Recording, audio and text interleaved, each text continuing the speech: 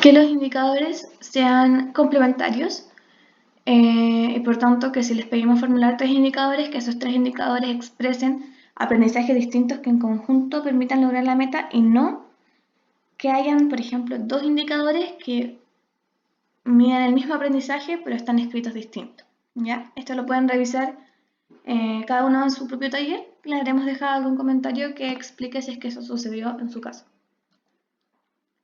Ahora, en cuanto a la última pregunta, que tiene este asterisco porque es la pregunta que tuvo el menor porcentaje de logro en el curso, es la pregunta de las variables didácticas.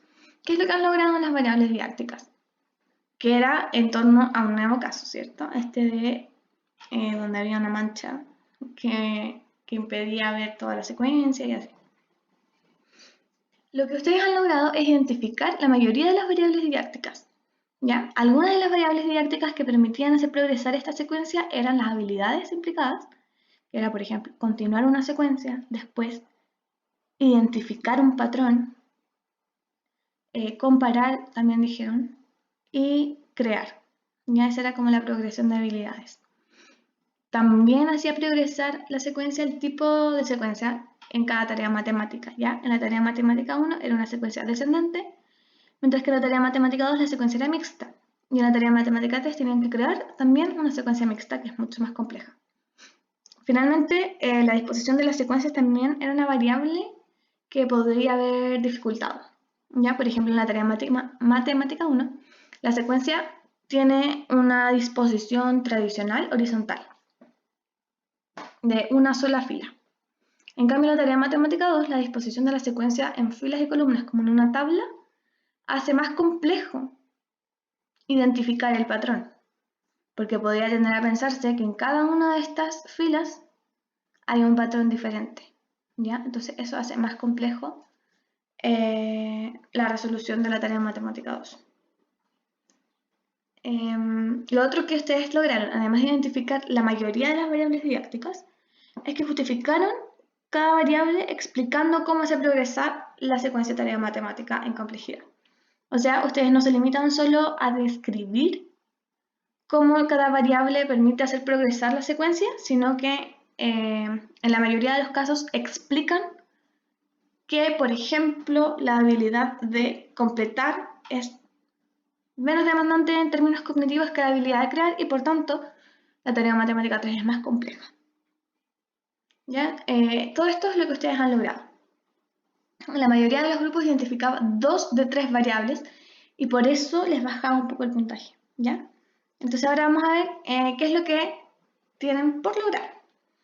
Pusimos solo 2 puntos. Por un lado, identificar variables didácticas que realmente sean parte del diseño de una secuencia de tareas matemáticas. Algunos grupos identificaban variables que en realidad no hacían progresar la secuencia. Que, claro, por ejemplo, variaba si la respuesta era cerrada o abierta entre las distintas tareas, pero para este caso, esa variable no le agregaba complejidad a cada tarea matemática.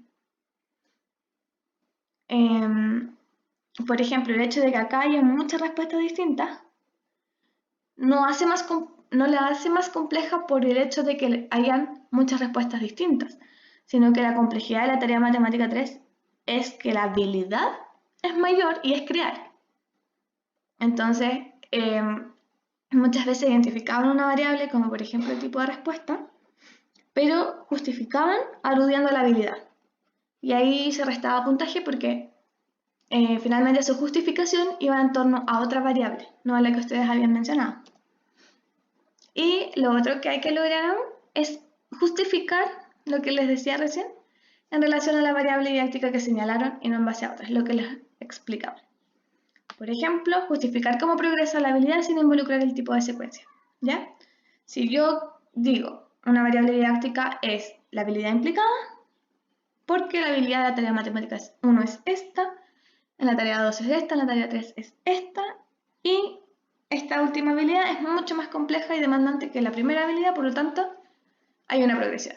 Fin. Y no empiezo a mencionar otros conceptos que podrían dificultar la comprensión del lector sobre por qué esa variable en específico es la que hace progresar en dificultad la secuencia de tareas.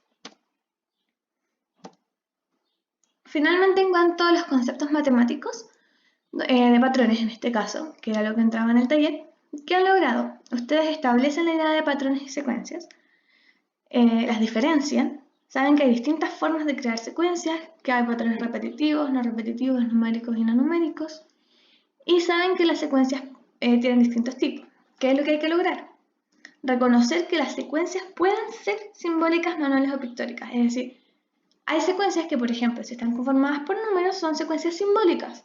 Si las secuencias están conformadas por figuras, son secuencias pictóricas. Y si están formadas por movimientos, podríamos llamarlas secuencias manuales. La secuencia es pictórica, la secuencia es manual en sí. No es que el estudiante complete una secuencia ayudándose con la representación pictórica, sino que la secuencia en sí es una secuencia pictórica, ¿ya? Es una característica que puede tener esa secuencia. Y lo otro que hay que lograr es reconocer que los patrones se identifican y que las secuencias se completan, ¿ya? Lo que ya les había explicado. La habilidad de identificar es relevante cuando hablo de patrones, pero no cuando hablo de secuencias. Y yo no puedo completar un patrón porque el patrón ya está establecido. Lo que yo completo es una secuencia de números, de gestos o lo que sea. Finalmente, ¿cómo deben seguir? ¿Qué deben hacer a continuación? En cuanto a las metas, tienen que analizar la enseñanza y el aprendizaje para poder decir qué esperan ustedes que aprendan sus estudiantes en cierta clase. También queremos que lleguen a construir indicadores y metas verificando su coherencia con un objetivo de aprendizaje y con una secuencia de tareas matemáticas y preguntarse si son tan específicos como hemos enseñado que deben ser. Para eso podrían ayudarse preguntándose, ¿puedo acotar aún más este indicador? Si la respuesta es sí, entonces especifican más. Y por último, en cuanto a las variables didácticas, cuando establezcan una variable, pregúntense, ¿pero por qué me hace progresar en complejidad? Y si realmente logran responder esa pregunta, entonces sí es una variable didáctica pertinente para esa tarea. Si se empiezan a enredar en la explicación, entonces tal vez no sea una variable didáctica que hace progresar esa secuencia en específico. Y en cuanto a los conceptos, deben preocuparse de ser precisos y precisas al usar los distintos conceptos de un tema. ¿Ya? Sobre todo, por ejemplo, al aludir a patrones y secuencias, saber bien la diferencia para ser específicos al utilizar cada concepto y que lo de los estudiantes no se confundan. Esa fue la presentación, espero que les haya servido y por supuesto nos pueden preguntar si tienen alguna duda.